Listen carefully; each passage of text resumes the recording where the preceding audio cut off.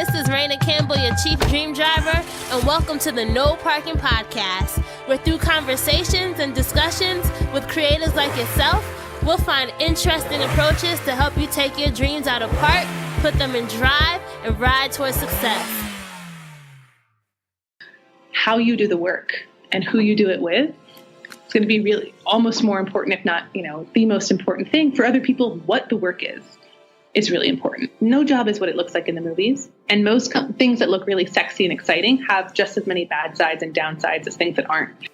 Hey, Dream Drivers, welcome to episode 89 of the Dreams and Drive podcast. And today our guest is Alex Cavoulacos, who is one of the co-founders and COO of the Muse, which is a career platform used by 50 million millennials to find a job, learn professional skills, or advance in their careers. And in this episode, we're going to dive deep into their book, The New Rules of Work, which is a modern playbook to help millennials navigate their careers. On this episode, we're going to dive deep into what it takes to really find the perfect career just for you. And I say just for you because a lot of times we aren't really taking the time to really think about what we want our futures to look like, whether that be the entrepreneurship route, whether that be really building within a corporate structure, within a 9-to-5. You really need to take the time to plan and think about what are my strengths, what are my weaknesses, where will I really thrive? And that's what Alex talks about in this episode. She talks about her own journey with finding entrepreneurship and how she really became and how she really mastered who she was within the career setting. Some of the other things that we talk about in the episode include what inspired Alex as a child, how she and her co-founder Catherine founded the Muse, the importance of feedback coaching, the democratization of information, how career really impacts your life, what to do if you have an entrepreneurial spirit within your job, why taking control of your personal brand is crucial, and so much more. So I hope that you have pens out, have a notepad, and are ready to take some notes because there's so many gems that are going to be dropped. Now, if this is your first time listening, hello, thank you. Please make sure that if you enjoy this episode, you subscribe to us so that you get updates every time we have a new episode. If you want to join our Dreams and Drive Facebook group, it's growing by the day, so make sure that you are in there. Just go to dreamsanddrive.com/Facebook. And last but not least, make sure that you are following us across the board on social. We are Dreams and Drive on Twitter, Facebook, and Instagram. And make sure you're using the hashtag Dreams and Drive when sharing, which we hope you are doing as well. This episode is great. I can't wait to hear what you all think about it. Let's get to it. Hi, Alex. Thank you so much for being a guest on today's episode of Dreams and Drive. Thank you for having me. I'm so excited. I'm excited too. I've been a fan of the Muse for a while now and just seeing your company's growth over the last few years. And I feel like you guys have created such a great platform, especially for millennial, career-driven individuals. So this is going to be a treat for our dream drivers listening in. Yes, I'm excited and thank you. It's always a pleasure to talk to someone who really knows the Muse and understands sort of what we're going for. Yeah, so let's take it back. I love to start all our interviews asking this question. What inspired you as a child? So you grew up in France, right? Mm-hmm. All right. I did. So tell me a little bit more about what inspired you as a child and who was the young Alex? That's a great question. Mm-hmm.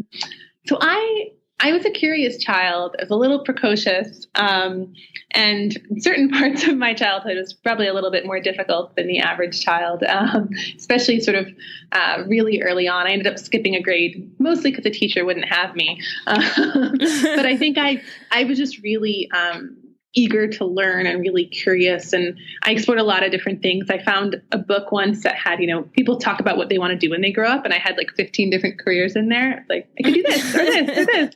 But I think that really came also from my family. My parents are both avid readers. I've grown up as an avid reader and also having exposure to different cultures. So my father's Greek, my mother's Belgian and Hungarian. I was born in the US, but when I was 2, we moved back to France, and my family is all over Europe. And so sort of really seeing a lot of different parts of the world. I think I've always just been really curious about how I can make my mark and also how I can learn from others.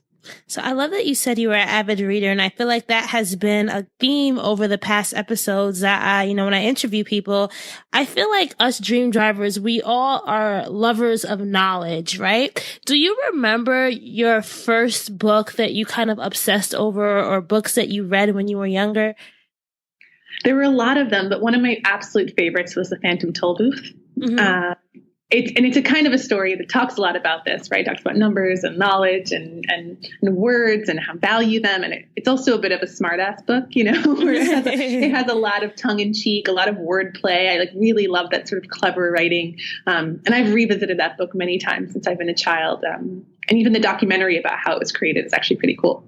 I don't think I've heard of that one, so I'll have to put that on my list. Although I don't need any more books in my to-read list, because I have so many right now, except you guys' books, right? The New Rules of Work, the Modern Playbook for Navigating Your Career, and we'll get to that a little bit later. But one of the things I wanted to ask you is, okay, so you were growing up in France, and I was reading actually in this book in the intro that growing up in France, you had to pick a specialization when you were in high school, and you picked, well, tell us what you picked and kind of how that evolved and how you kind of chose your career from this moment in time in your life. Yeah, absolutely. So in France and a lot of other countries, it's sort of a little bit different than in the US, where when you sort of enter high school, you start narrowing down a lot earlier than people do here. Even when you think about college in the US, you still get to explore a little bit your freshman year, maybe your sophomore year, you have time, you do a bit of different types of classes, and then you pick your major. In France, high school is just 3 years, so it starts in 10th grade, if you will. And when you get to that point in time, you have to pick between three sort of paths, S, L, and ES. So scientific, literary, and sort of economic and social. And they're not just different breakdowns of classes, different sort of a lot. For example, I think the literary class had like 2 hours of math a week, and we had 8 hours of math a week, or 7 hours of math a week. Sort of the mix of classes was different, but also actually how you get graded at the end of, so you do the baccalaureate, which decides whether or not you graduate. The weighting and the importance of different classes changes. But the thing that was interesting is there was a really big social pressure and difference in terms of if you were smart and capable, you would pick scientific, even if you loved literature, because it was the path that created the most opportunity. It was considered more rigorous, it was considered more challenging, and it's valued more highly in general. I'm sort of generalizing a little bit, but in the job market. And so if you had the option to, you would pick S. And a lot of people who could not do S then did ES or L. Even though some people then chose ES, people would sometimes assume it's because of the economic and social, because they couldn't do the scientific one. Luckily, I loved the sciences. I was pretty good at them. And so even though I also love literature and reading and political science and economics and all these other things, I went for, the high performer. What is the thing that's going to be most challenging and what's most rewarded, right, in terms of the ecosystem and the community. So I followed that path. And so I had 7 hours a week in my senior year of math, 8 hours of biology, 7 hours of physics and chemistry. Like, it was really that sort of heavy load.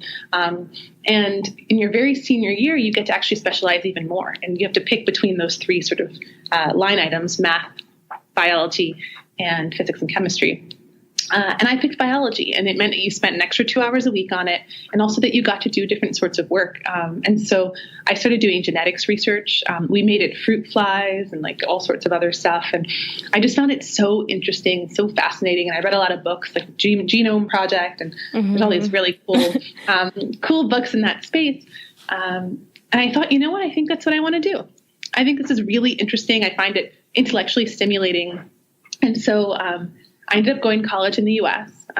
In my graduating class of 350 people in France, 12 went to the U.S. So it's really not a big one. And actually, I was the only one person from France in my undergrad class. And so at Yale? Of the people who came from a French high school. So there were people who were French but were in the U.S. But France is a really great higher education system, so very few people come to the U.S. Also because it's mostly free in France. It's a really different system. And so I sort of jumped into a totally different ecosystem. And my freshman year in the fall, I did molecular, cellular, and developmental biology seminar, or the sort of lecture plus the lab. I took chemistry the lecture plus the lab. And then just, for kicks, I took intensive modern Greek since my father's Greek and never taught it to us. I was like, I'd always promised myself I would take it at least for a year in college so that I had a better tie to my sort of family and background. And so I went through this first semester and realized I still find it super intellectually stimulating and really interesting. But when I got to the labs, I couldn't imagine doing this for my job. I just could not imagine going into a lab day in and day out and pipetting and spending almost more time with animals in the lab than with people. And I realized that it just maybe wasn't tactically how I wanted to spend my time. And so it was actually a really hard decision to take something that for so long felt like a totally straight path. I knew what I was going to do. And in France, if I had stayed, I would have gone straight into a school that just did science, and I wouldn't have a chance to switch. So I sort of credit coming to the US for giving me a chance to switch my path, and went through a number of different sort of iterations and ended up majoring in political science. My specialization was transatlantic relations, particularly Franco-American relations. I find that people often study their identity in some way, shape, or form. We all do, right? We all do. We do. But I found it really interesting and stimulating, and I loved the debates and the conversations. And I took seminars more than anything else, small 15-person rooms of debating these big questions, and ended up working for the State Department and the U.S. Embassy in Paris and working for the EU in my summer internships. And what was interesting is I had the second revelation. I talk about this in the book a little bit, where I loved, again, the subject matter. I loved the sort of impact that you can have in this space.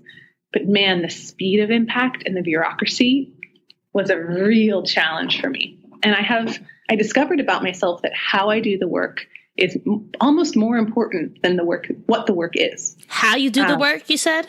Yeah. So for example, I think there's let's say you're passionate about the environment. There are some people that as long as they're working to make the environment better, to defend the environment, to make a change there, even if it's slow going or bureaucratic, like as long as they're working in that field, the subject matter is the most important thing and they're really energized. For me, I would rather work on some random problem, but have it be high impact, working with smart people, moving fast, and have the something I do today make a difference tomorrow. And sort of the efficiency and the impact were almost more important to me than the topic. Now, if you can do both, which is sort of what happened with me with the Muse, getting to work on a problem I'm passionate about and have high impact in an efficient way, that's the ideal. But I realized that without an efficient environment and a place where I could really have impact quickly, I would just never be satisfied. And that was a challenge for a field where that's not what they're known for, right? If you're doing international politics. And so I pivoted again. You're still in college now, or you're still at Yale at this point, right? Okay. Still at Yale, still in college. By the way, I'm a Tiger. I'm a Princeton Tiger. We don't like Yale, but it's all right. It's all right for the sake of this interview. We'll do it. I'll get over it. We'll put our differences aside for a moment. So that was in end of college. I realized I had planning to apply to work for the UN or the State Department, go into the Foreign Service, potentially look into intelligence agencies, and realize, you know what? I don't think this is right. I don't think I'm going to enjoy it. And I couldn't have known if I hadn't taken those internships and actually been on the job, been on the ground and seen how the work gets done. So that's why I have a big passion also for helping people understand that and have those experiences versus just assume what you think it'll be like to be a diplomat. It's really different. The career path is, different than you expect. And so I ended up going into management consulting. And what it reaffirmed for me is that, I love working on hard problems with smart people. Like more than anything else, that is what I love to do. And I did it on a ton of different topics that I knew things about, that I didn't know things about. I became more of an expert than I could imagine on retirement readiness in the U.S. and 401ks and benefit plans and how the government could or couldn't make a difference there.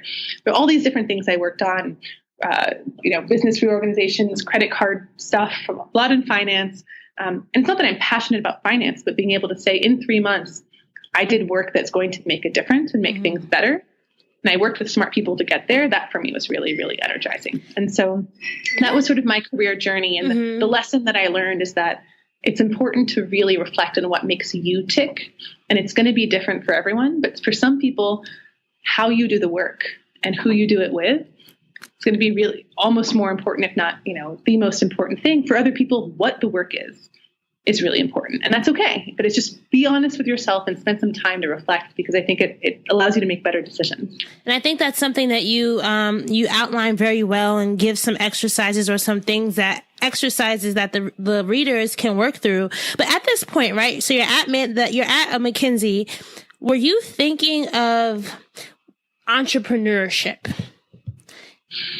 It's funny, I wasn't. And when I look back, I think a lot of narratives are always different when you look at them in the rear view mirror. But I've been entrepreneurial my whole life, but it's not been in terms of businesses per se. I wasn't sort of in a position for that to be the case. But I started different groups in schools. I started an a cappella group in high school that still exists today, which is super cool. In France, you don't really have extracurriculars. Really? Not really. No, you just go to school for a really long time and then do homework for a really long time and do it all over again. Because it doesn't matter for getting into college. And people do play sports, but they're not through school. They're like on the weekends through their communities and their cities. So it's just structured really differently. You learn something new every day. Yeah. And, when I was in college, I helped really build out a nonprofit that published international relations magazines in 15 different countries in all different languages. So there was like the Paris Globalist I helped launch, which had a team in Paris writing in French about political science issues, while we had another one in Beijing who was writing in Chinese, about issues as well from their perspective. And there was actually a ton that I did that was running a business essentially, but I saw it through a totally different lens.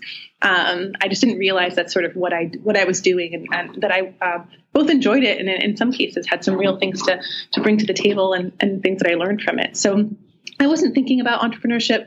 I think there's two primary ways that people start a business. Mm-hmm. One is that they say, I want to start a business. Let me find an idea that works. Mm-hmm. The other is the idea finds you, and then you have no other choice but to follow it.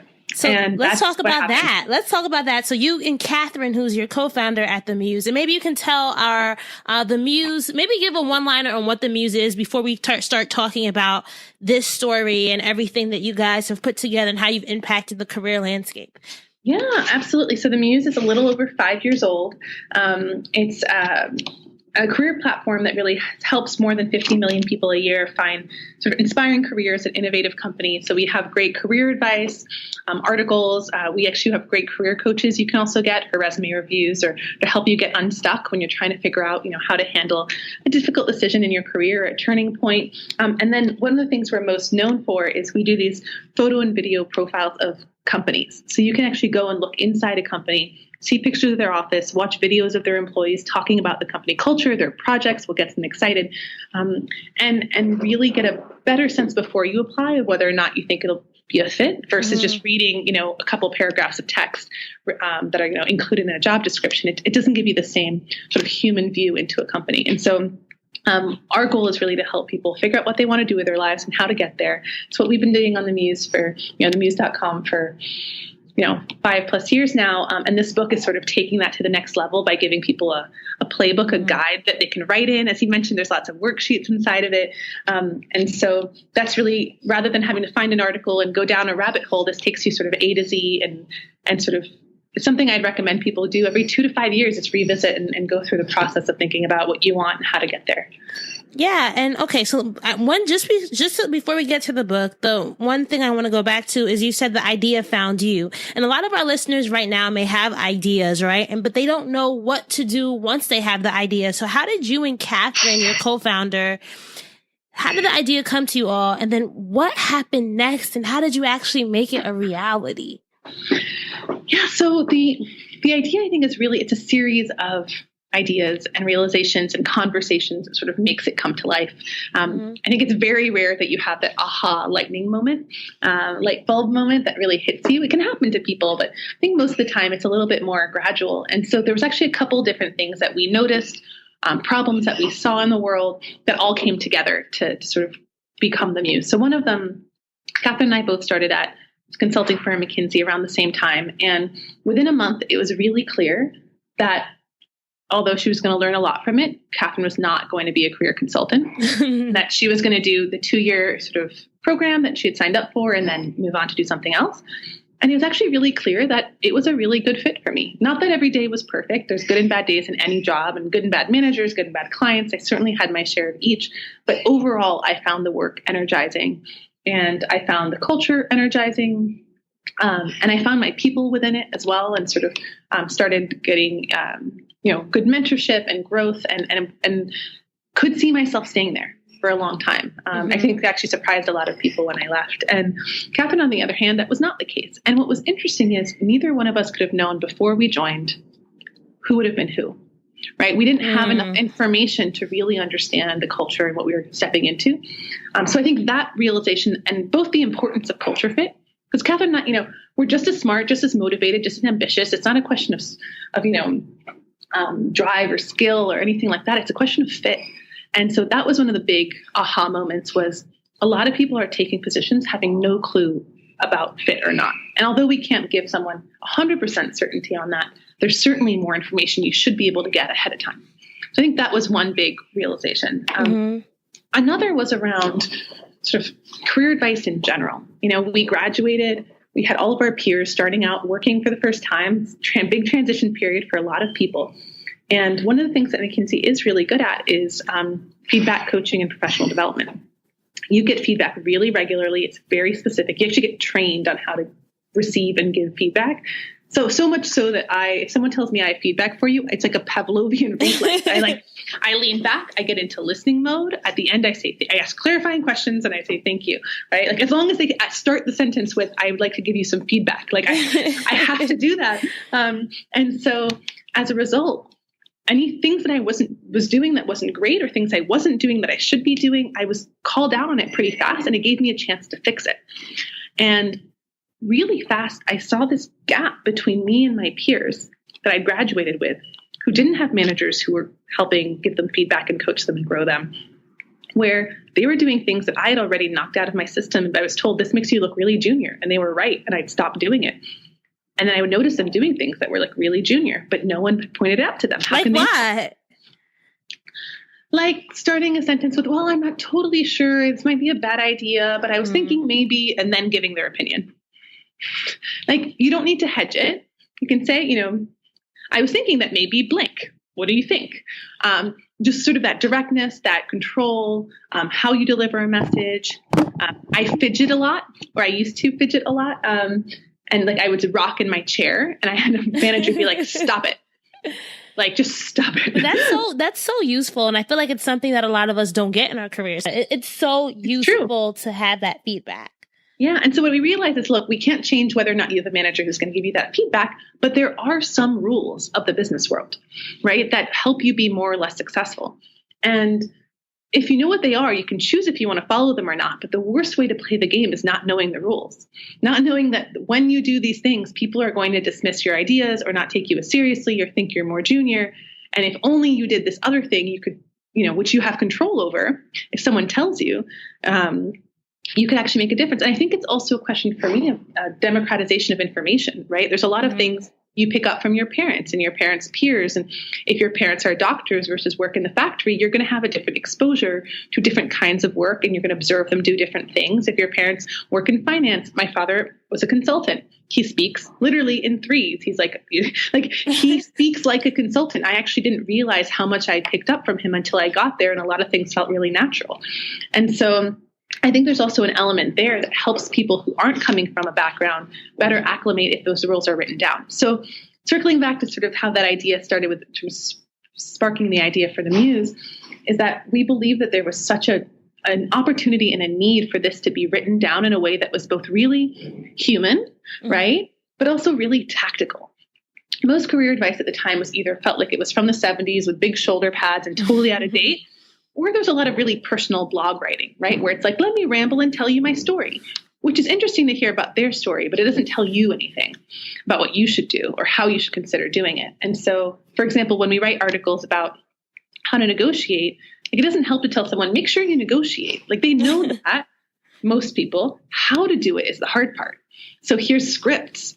Here's examples, like here's a back and forth conversation that you can read. It doesn't mean you should do it exactly, but at least you get to see what it looks like, like what good could look like, and then figure out what's authentic to your style. And so I think this conflation of the desire and the need for career advice and really helping people through all those transitions to sort of make up for this gap that may be if you don't have a mentor or a good manager, or you're not in a position where other people are helping you grow. As long as you are career driven, as you said earlier, then you can actually do a lot if the resources are out there. So that was a big piece of the career advice. And the company profile I talked about, that was really the company culture piece. And we actually saw those as being really symbiotic, as saying, right now it's really weirdly fragmented in the career space where you can get your jobs over here, but your advice over there. And if you want to hear more about a company, it's a third website.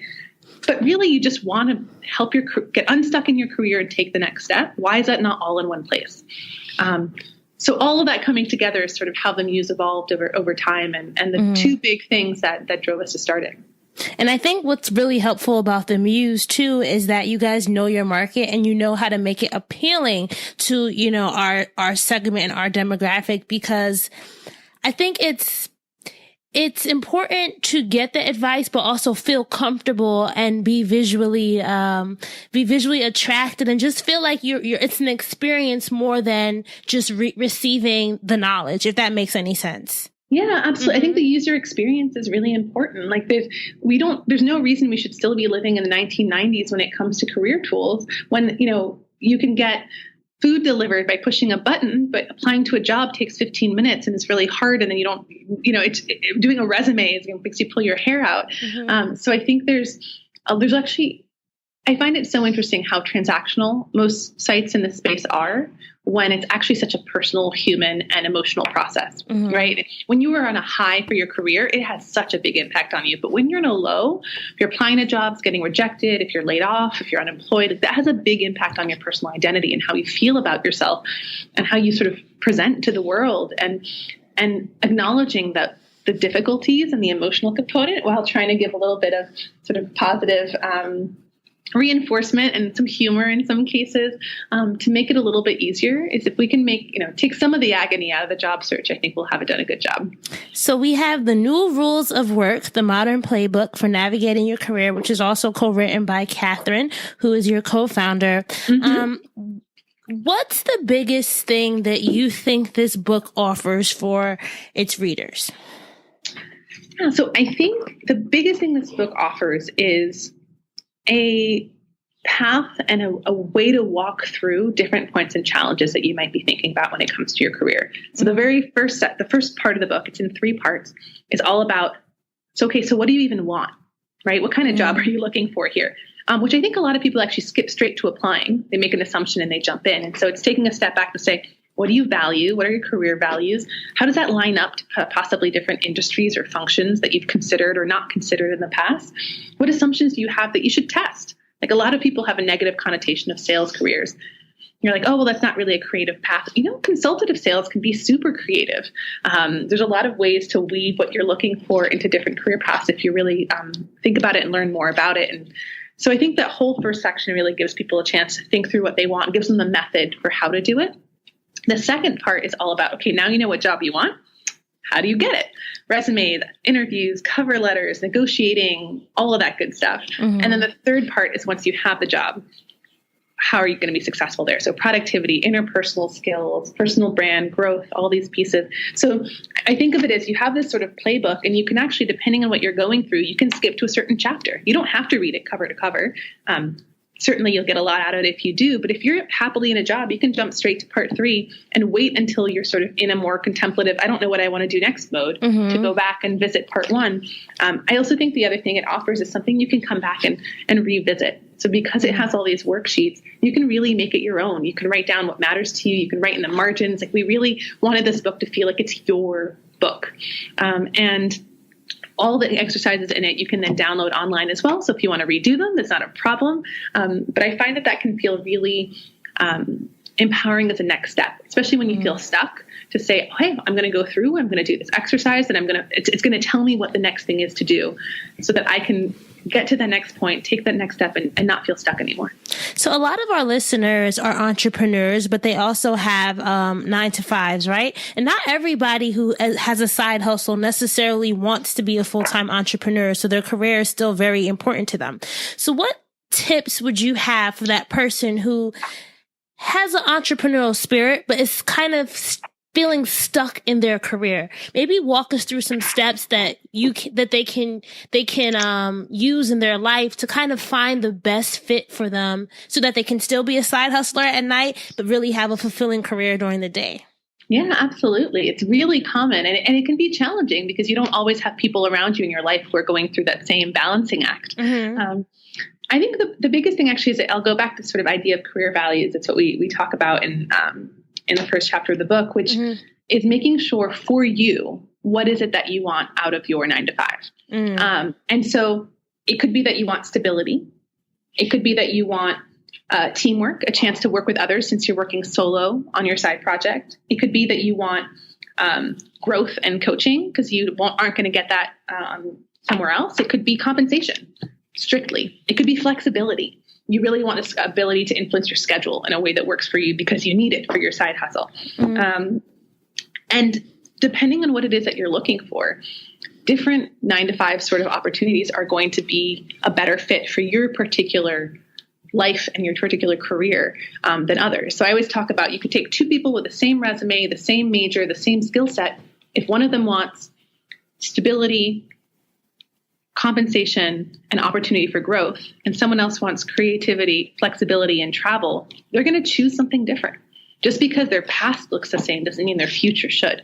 And so I think that's the biggest thing I would recommend to people is taking that time to really take a step back and say, what is it that I want from my 9 to 5? And potentially, what is it that I separately want from my side hustle? Mm-hmm. But for some people, it might be, I don't want the compensation from my side hustle. If I get it, great. But actually, I want that to be an outlet for creativity. I want it to be an outlet for impact. And as long as I'm getting these things, I'm going to be fulfilled with the time I spend on it. For some people, it's, I want this to be compensation. I want to grow it into something that's full-time entrepreneurship. And therefore, I'm prioritizing different things. And so I think that's really important because when you align with your career values, mm-hmm. It's so much more authentic, and even the challenges you face are ones that you've chosen to face, mm-hmm. you know? So you figure out your line, you figure out your values, but now you have to actually figure out how to go about finding this opportunity. Maybe you can walk us through some of the practices that you have seen have been very successful for musers in your community. Yeah. So I think once you have your values, there's sort of a step that people sometimes skip, which is, and some folks know exactly what they want to do, but in a lot of cases, not everyone does. And it's really taking a step back to consider different functions or industries or places that you could go. One of the amazing things about this new world of work is that skills are so transferable. People can change more and more between careers. I know people who will work for nonprofits for years and go to a for-profit, people who go from a small startup to government job to a large corporation. Someone could be considering Google, Goldman Sachs, and the Clinton Foundation in the same job search. Mm-hmm. That's not what the past used to look like. And that's both really exciting, but I think it's also anxiety inducing for people because the more options you have, it's sort of a paralysis of choice.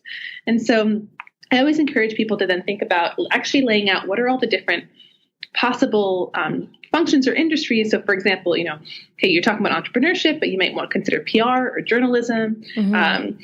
Working in recruiting, healthcare, like what are the things that sort of attract you and that you're curious about? And then do some research.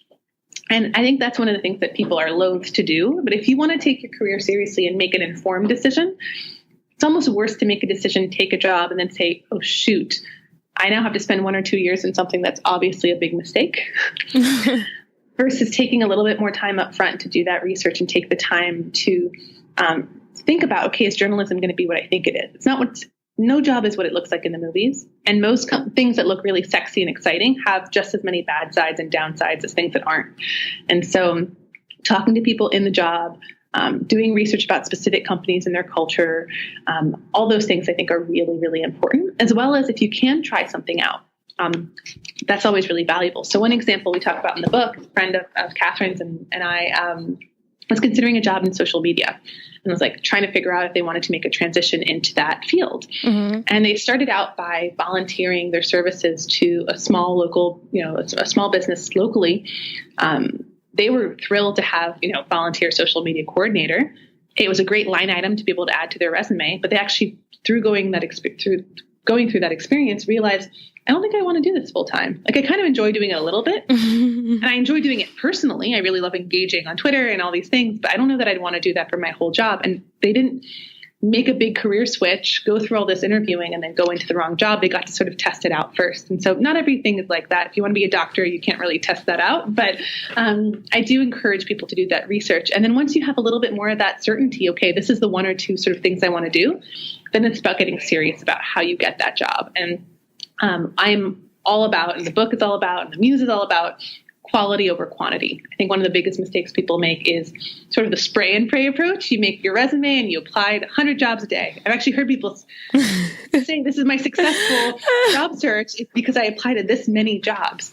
It's unlikely that you're going to get a job that way, or the job that you're excited about, versus saying, I applied to 4 jobs this week, but one of them I was like, okay about, so I just put in a resume, and the other 3 I did research and wrote personalized cover letters for and really stood out. Like, that's where you get the chance to really make your mark, get an interview, have people come in. There's people we've interviewed here who resume alone would sort of have been on the borderline, maybe not made it through the pile, but they're personal, not just personal about themselves, but about us. They clearly cared about our business, had done research about it, were passionate about making a difference in the space, made us pick up the phone, and they ended up getting the job. So I think there's an element of really taking your time and putting that relationship quality research over the quantity. It's the same as with, I'd say, any sort of match that you're trying to make, relationships. Like, going on 100 dates a week isn't really the most. You might feel like you're doing a lot, but really you're just draining yourself and not getting results. And what I thought about too, because something that I'm working on right now, even with Dreams and Drive, is the whole partnerships and sponsorships route, and just sending emails to any old sponsor, any company that you think would be a good fit isn't the best approach. But when you actually target someone, when you take the time to actually develop a personal relationship with someone at the company, then you actually get some type of traction, right? You actually get somebody who responds to you and can give you feedback on your application or your pitch, or your email, or whatever. So I definitely have to co-sign that idea. What's something else that you think job seekers now can do in 2017 using these new rules of work to really stand out as an applicant?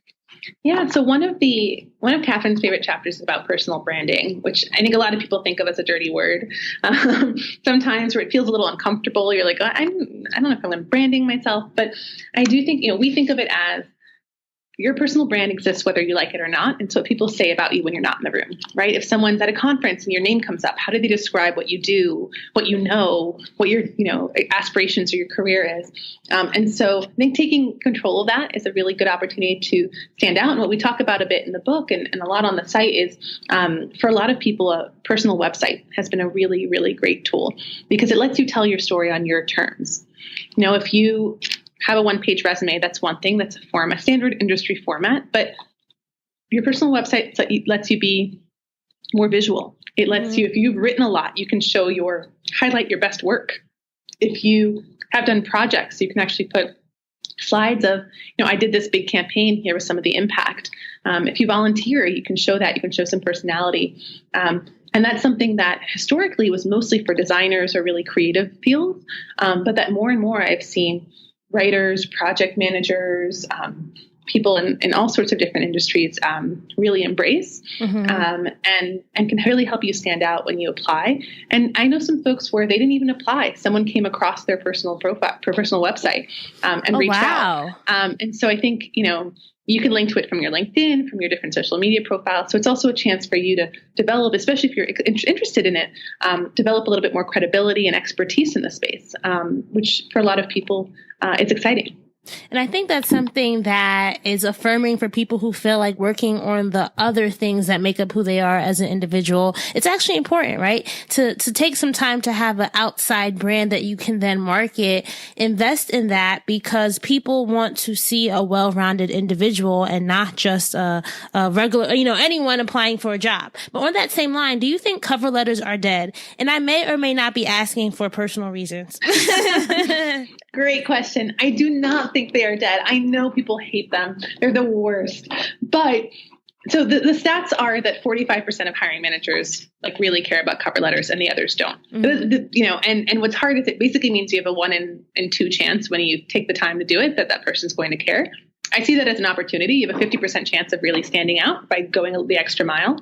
I am a big cover letter reader. I read cover letters before resumes. But it makes me really sad because I've sometimes fallen in love with candidates reading their cover letter. Then I look at the resume. I'm like, they don't have the necessary skills for this job. I'm so bummed. But I will actually write, the personalized turn down note where I'm like, I really loved your cover letter. I was so impressed by XYZ. You are not a great fit for this role, unfortunately, but please stay in touch. Keep an eye on other roles at the Muse. Like, it makes me remember them.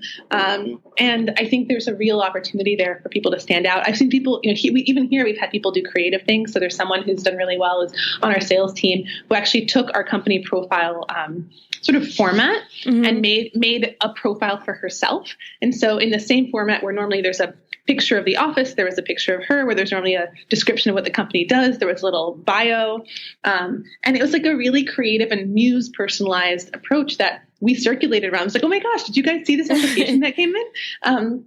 So it is a chance to stand out. And one of the things I would tell people who are dreading doing a personalized cover letter, because when I say personalized cover letter, I don't mean write one cover letter and then switch out the name of the company and the name at the top, which is what a lot of people do. It doesn't mean you have to write everything totally from scratch, but you do want to, change at least 30% of it, make some adjustments in terms of context and references to their company and how you can potentially help and make a difference.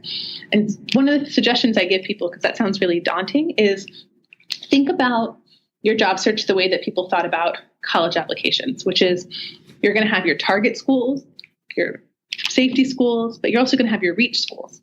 But you're not only applying to your reach because you want to go to college, and you're not only applying to safety schools because you want to give yourself a chance to have a broader set of options. A lot of people just apply to reach jobs. They're like, I'm going to work for Google or Coca-Cola. And those are really competitive places to work. It doesn't mean you can't get a job there, but you also might not. And it doesn't mean that you're not great. And so what that means is if you're applying to sort of a range of different jobs where you're saying, you know what, I'd be happy to have this job, but I'm not over the moon about it. Maybe you're spending less time on that cover letter, on that research, and that's okay. But for the ones you really want, take the time, because if there's a 50% chance it makes a difference between you getting an interview or not, I feel like that's a chance worth taking. That is such a great advice. I feel like a lot of people just only want those reach jobs, and they just think that the medium or the jobs are maybe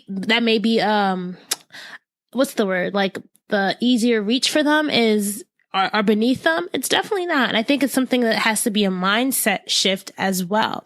But we could talk about so many different things. We'd be on this podcast forever. But I think one more topic that I think is very important that you guys also touch on in the book is the topic of negotiation. And I say that because a lot of the people listening in may be creative. They may be lifestyle people. They're more comfortable when they are, able to I don't want to generalize. Maybe I should just talk about myself as a creative, right? As somebody who is not as aggressive when it comes to negotiating. I like to make people happy. I sometimes see negotiation as, possibly having confrontation. It's just, I get really stressed out about it. What tips would you have for a person who's got the offer, right? And now needs to negotiate their salary, their benefits, all that stuff. Like, what are some mindset or some tactical advice that you can give that person? Yes, I'll give you a few, but we definitely cover a lot of this in the book on chapter 9. It's a big question for a lot of people, and most people are uncomfortable negotiating. It's a really natural. The first thing I would say is what you have to remind yourself: they expect you to negotiate. Not that every single person will, but they expect that there's a chance that you will negotiate every time they make an offer to someone. Their job is a lot of negotiation. It's what they see it in the market. Some candidates do it, some don't, but that's just a part of what the recruiter that you're working with or the hiring manager does on a day-to-day. So you are not an anomaly. You are not this person who thinks they're deserving of so much more. No, you are just doing what other people do. It's a totally normal thing. I think it's helpful to take a little bit of the emotion out of it and be like, this is just a step in the process, right? Like, after I interview, I send a thank you note. After they send an offer, I negotiate. Like, it's just a step. And it's a step that you just need to get comfortable knowing is there, even if it's not the easiest step, right? Just like you could be nervous about going through an interview and preparing for it, you could be nervous about this. The second thing I would say, and this is, I think, a big challenge for a lot of people, is negotiation is a muscle like anything else. And you wouldn't just get off your couch and run a marathon. I mean, you could try, and I know some people who have. It's usually pretty painful and not always successful. Oh my gosh, I can only imagine. You're going to start training and doing, smaller things and getting more comfortable and building it up. And the marathon is still harder, right? It's still a big accomplishment. It's still a challenge for you, but at least you've built up a little bit of muscle to be able to go through that. And so if you never negotiate ever, and then all of a sudden you're like trying to negotiate a large raise or an offer, that's going to feel way harder than if you sometimes negotiate. And I don't mean about negotiating necessarily at work, but thinking about, this may sound crazy, but you find a sweater that you like at a store, go up and ask if they'll give you 10% off, and like assume they're going to say no, right? But you literally have nothing to lose. And the practice of asking for something is one important muscle. The other really important muscle is hearing no and having it not be that big a deal, right? Like if they offer you a job and you come back and say, I'd like 10K more, and they say, I'm sorry, we can't do that. You can that's okay. You then have to decide if you're willing to take that money. But the hearing of the no is not like the end of the world. But I think it can be really hard if you're not a little bit more used to that outcome. The other thing that will surprise you is sometimes they'll say yes. And you're like, why did I just get a random 10% off? Because I asked. And I think that's also really good muscle to be like, sometimes it pays off. It doesn't have to be every time, but it makes it easier to ask if you know there's a chance. Or similarly, if it's near the end of closing time at a farmer's market, ask if you can get 50% off, because they're going to throw it away anyway. Ask if you can get it for free. They can say no. But I think it's a little bit of that practice. If it's really something you're uncomfortable with, think about like stretching or running a mile at a time or a 5K before a marathon, just getting yourself a little bit looser and more comfortable. The other I would say is it's all about research and knowing your value in the market. And we talk about that a lot in the book and on the site. Because one of the things I think people have a lot of trouble with is, I want, this is what I want. This is, I'm going to try and give you personal reasons why I need it, right? Like, my rent is really high, or I have a family. And to be honest,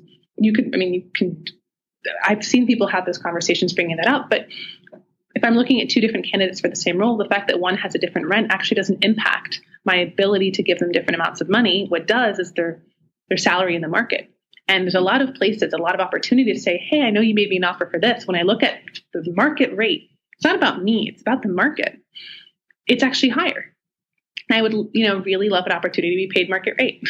And it makes it a little bit less personal, because I think people feel guilty asking for something. And here it's about equity. It's about, you may not realize, this is what it is. And the last thing, so much I could talk about the topic. I know. We could have just a whole podcast on negotiating. Yeah. There's a lot that we go through a list of examples in chapter 9, but of the new rules of work. But one of the things that it's also, hey, let's say salary is not, they can only move so much or they can't move at all. That's not the only thing you can negotiate. You can negotiate title. You can negotiate potential bonuses. If you're at a startup, there's potential stock options. You can negotiate more paid time off. You can negotiate budget for personal development or going to conferences, taking classes, things like that, and more, right? And so I think it's also thinking about, what is it that you most want? Because if they're like, well, we can't do 10K more in base, but we can do 2K more in base plus commit $1,000 for you to go to a conference every year, like that might, and you get an extra 2 days of vacation, like that might actually be a pretty good trade-off for you, as long as that number is above where you feel like you need to be. And so it's a whole process to go through it. And I think it helps to break it down and attack it step by step, just like any other part of your career, versus if you think of it as one big behemoth, difficult conversation, it can feel really stressful. So as we wind down, I have one question for you, just because I think it's really good to kind of talk about personal growth, just in you being an entrepreneur and growing the Muse. And you talk about seeing negotiation as a muscle, something that you have to practice over time. So when thinking about some of the challenges that you and Catherine have had growing the company, what has been a muscle that you have developed over time? Yeah, that's a great question. So I'm really action-oriented. I love solving problems. I'm like a doer. And I think that's, in many cases, that's a really positive thing. But one of the muscles I've developed over the last 2 to 3 years has been actually the reverse, which is I think one of the best things I can do as a leader, and I'm not perfect at it every day, but I try to be really conscious of it, is when I can empower, give opportunity, and push authority down to my team. Right? It's my job to make sure that they're in a position where they can take that on and help them get there. But if I keep solving all the problems, or Catherine and I keep solving all the problems, there's only so many problems one or two people can solve. And the bigger the company, the more problems to solve. And so the best thing you can have is an army of people who are all being smart, thoughtful, and solving problems as best they can, who've been equipped with the knowledge and the authority and the room to do that. And so one of the big muscles for me has been, when someone asks me for an answer, trying to stop my natural reflex of trying to give an answer. Because if you ask me for a question, I will always have an answer. It may not be fully baked, but I can always give you an opinion. And being able to instead first ask their take, ask some clarifying questions, and see if I can help guide them to a place where I can say, look, every time you ask me this, you're on the right track. I trust you to make this decision. You don't have to bring this to me. I'm happy to be a sounding board, but I'm not the decision maker. You are. And that's one of the most, I think, energizing things for me, has been able to do that for my team. That's so exciting. That's something I look forward to as somebody who wants to lead a team of people one day. And something else, because I think a lot of our listeners are probably curious about this, because, the Muse is a huge platform, and you said you reach over 15 million people. Is that the right number? 50. Okay. What's the number one tip you would have for any entrepreneur or dream driver listening in about what it takes to truly grow your community? What has been the Muse recipe? I think authenticity and listening. I think one of the reasons we resonated so much with our community early on was that we had experienced ourselves, but we also heard from people the pain of what they were going through. A lot of the early articles we wrote, when we were still figuring out what to write about at what point in time, came from questions people asked us. They're like, how should I handle this negotiation situation? We're like, let's write a kick-ass, best-in-class article on how to do that. How should I tell my boss I'm pregnant? Let's answer that question. Mm-hmm. And it sort of came from hearing where people were stuck, or where they had questions or experiences that were really cool and inspiring to other people.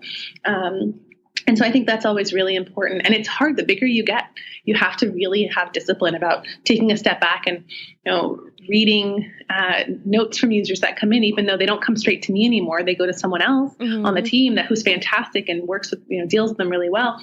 I still want to see them. I still want to be connected to it. Same with our clients. And so it's taking the time to stay connected to the end user, because if you're solving their needs, then you're moving your business forward and you're going to grow, as long as you've picked a problem that really exists, right? I think that's the hardest thing about the beginning of starting a business is this actually a big enough problem that people have, like a real pain point? But if it is, and you keep listening to what's the most painful thing right now, and then figuring out which of those painful things can I help solve, then if you're making someone's experience better, they're going to want to come back. And not being afraid to pivot, right? If you're realizing that what you created is not really what people want, but you have it, you just need to tweak a part of it. And you don't necessarily have to give up the whole idea. Just know that it's okay to pivot. It's okay to change. Just always keeping that consumer and your audience first. Yes. Oh, absolutely. I think one of the biggest mistakes people make is they wait too long to actually put something in front of their users, and they get so attached to it. And it's really hard to change something that you're personally attached to. But if no one's looking at it, you're not going to know if it's any good. So get it in front of people as soon as possible. Get feedback. The first version of the Muse was ugly. But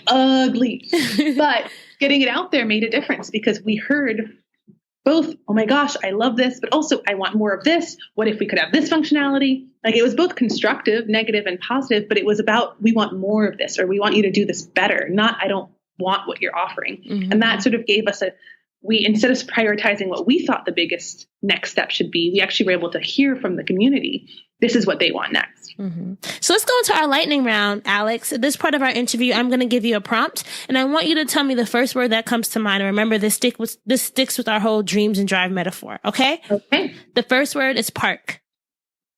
Green. Reverse. Car. Neutral. Color. Drive. Fly. That is the first time I've heard that mix. I don't think I've heard any of those four responses ever. And I've done like over 80 interviews. I've never heard those yet. So you are one of a kind, Alex. And if you want to be a dream driver, you know you have to have your keys to success. So Alex, tell me 3 things that you think every dream driver needs in their toolkit before they hit the road. 3 things to have in your toolkit. I think one is self-awareness.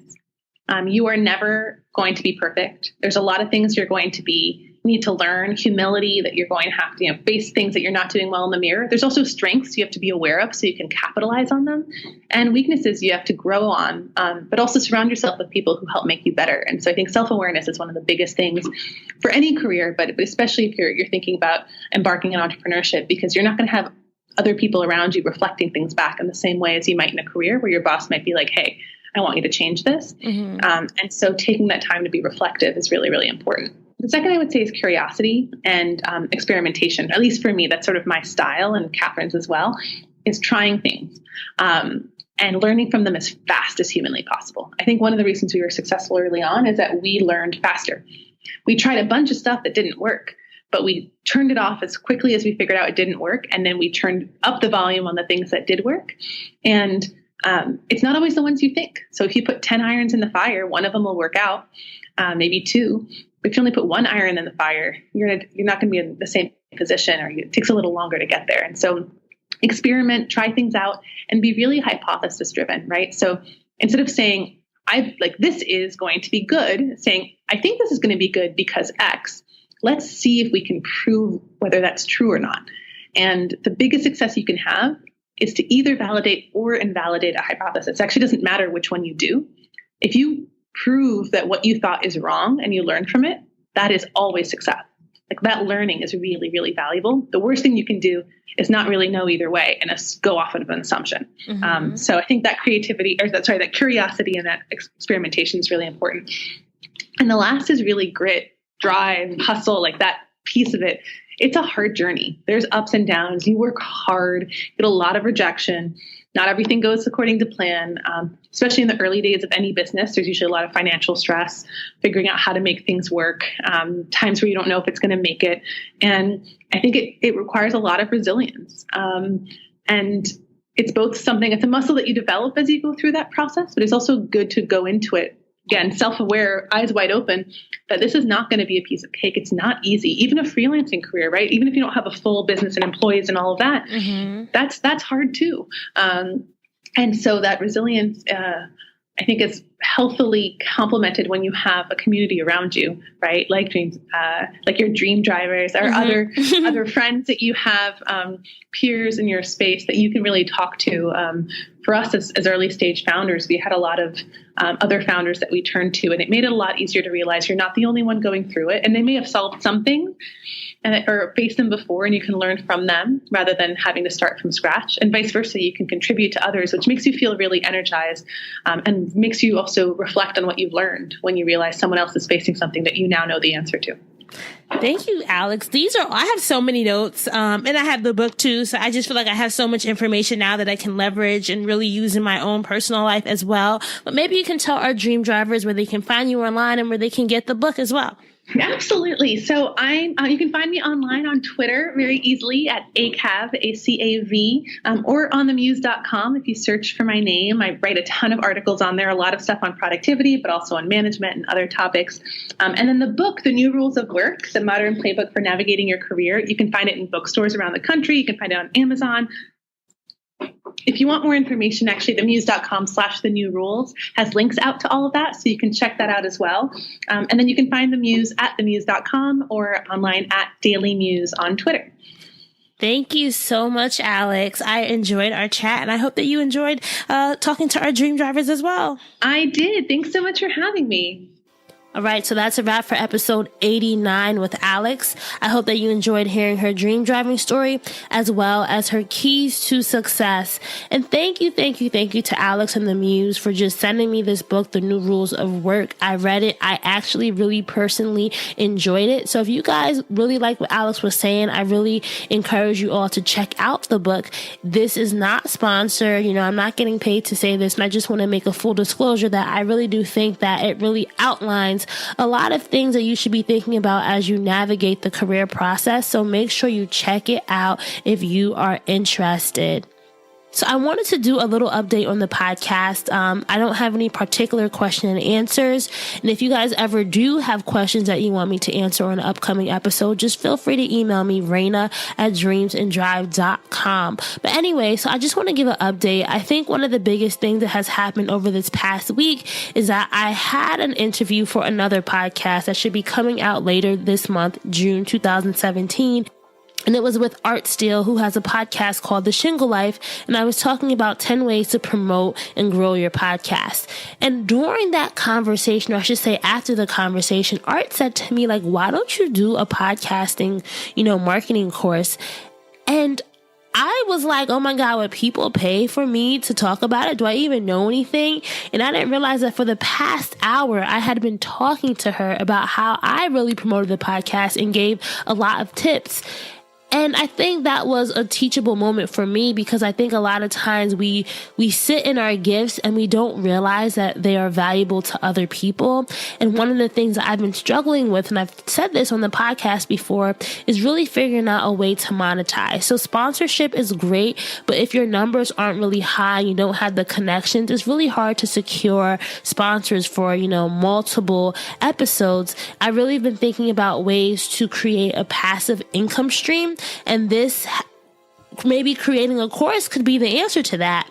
So I am going to be thinking about over the next few weeks what kind of course I could create, who would be interested, and then putting some feelers out. I'm also thinking about what I should do for the 100th episode.